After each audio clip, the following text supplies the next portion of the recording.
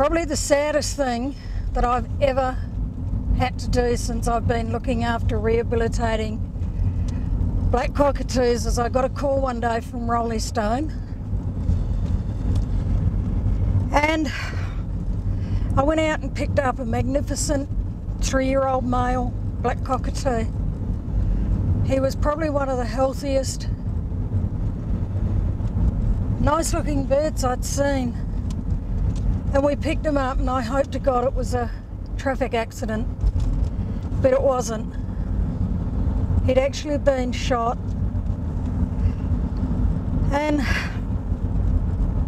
I actually held that bird when the vet put him to sleep. That bird wasn't doing anything other than flying across the orchard.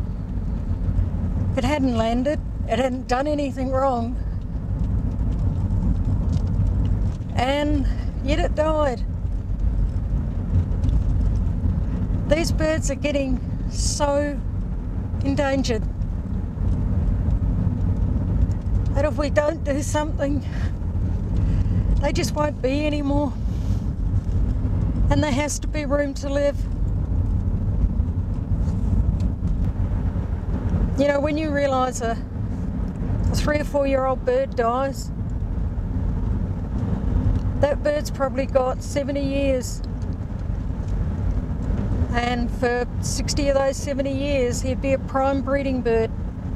He would have found a partner. They would have found their hollow. And every other year, they would have had a baby. So by killing that one bird,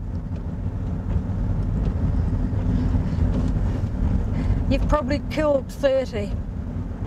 Over a lifetime of that one bird, and if you take the lifetime of all the birds, then it's a hell of a lot more than that.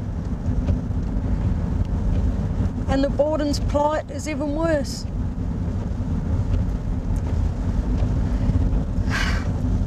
Bordens that have been shot over orchards